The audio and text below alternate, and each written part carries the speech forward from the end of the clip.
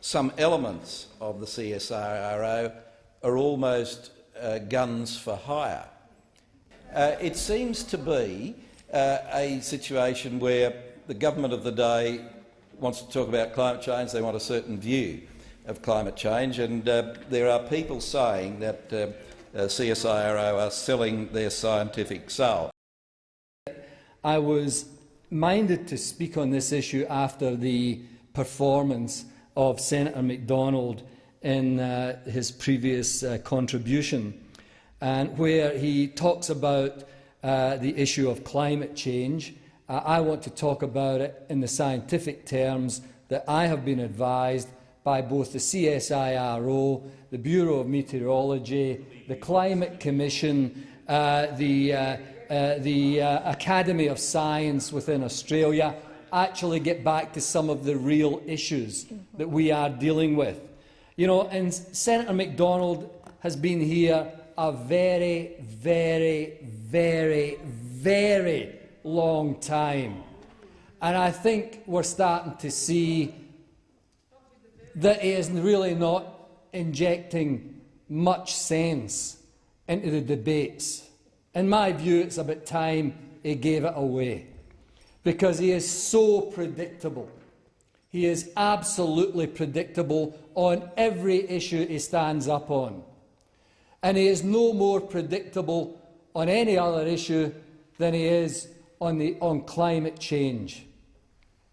You only have to look at the weather patterns that we have around the country to understand that there are real issues.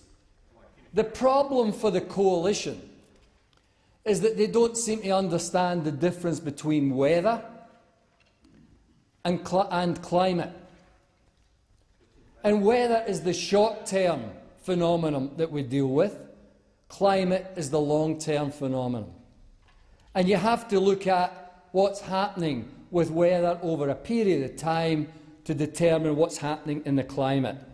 And I would rather listen to the CSIRO, the Australian Academy of Science, the Bureau of Meteorology, and the Academy of Sciences of every developed country in the world, who say there are huge issues that the world has to deal with. And the glib nature that the coalition deal with this issue is just not in the interests of future generations of this country. Their direct action plan is a joke. It will not deliver the changes that are required. It won't demonstrate Australian leadership to the rest of the world that John Howard, the previous Prime Minister, Coalition Prime Minister, said we should. It won't do that. Mr Malcolm Turnbull, in the other place, has clearly described Mr Hunt's policy as not very good. And that's being kind, not very good. and why he's doing that is because he does understand that from time to time, governments and oppositions have to deal with the scientific facts. And the scientific facts are clear, that climate change is on us, that we have to deal with it, we have to mitigate against it, and we have to protect future generations. Because the storms that we have had recently are consistent with the modelling that's been done internationally as to what's going to happen in Australia.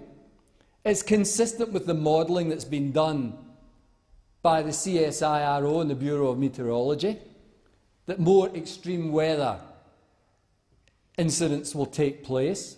That's what we're seeing. We're seeing communities now being wiped out, homes not being able to get insurance, businesses not being able to get insurance, that have been insured for years and years. And yet when you trace the issues that we are facing, it goes back, as the Bureau of Meteorology point out, to the start of the Industrial Revolution, and you can trace the increase in CO2 from the Industrial Revolution to where we are now. You can model that, where it's going to head. You can model the implications. It is physics. I was hopeless at physics at school. I don't know anything about physics, except the advice that we get from the people that actually do physics for a living, the scientists.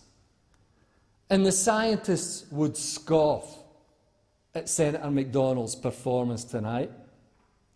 But it's easy to come in here and run all the glib lines that might go down with the climate change deniers and the coalition, that will go down well. They'll all ho, ho, ho when they get out. What a job you did, Senator Macdonald. You were your usual self. You were there denying there was any change to the climate. Senator Macdonald, how good are you?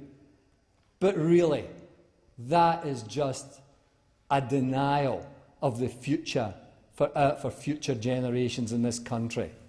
And it really is disgraceful. It really is disgraceful. And Senator Macdonald couldn't help himself, but he's back. He's back. And so he should be back.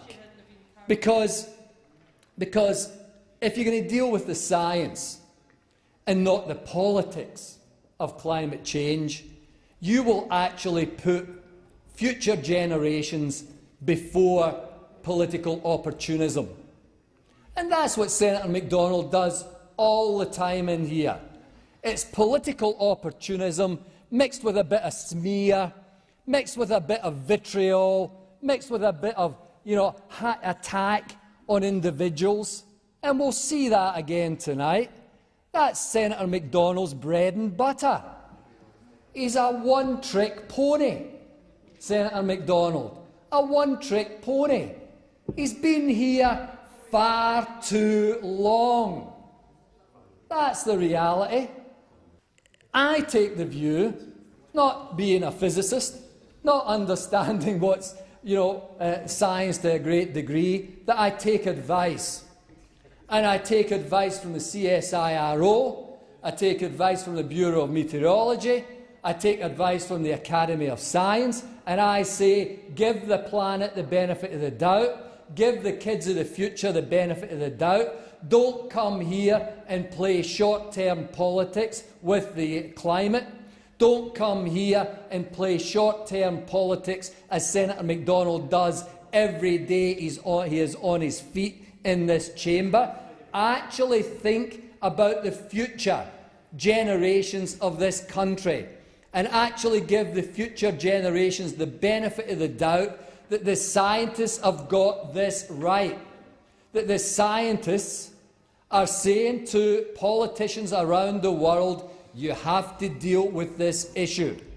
And I would say to Senator Macdonald, who was speaking on the CSIRO the last time he was on his feet, have a read at what the scientists in the CSIRO say about climate change. Read the climate change book that the CSIRO have produced.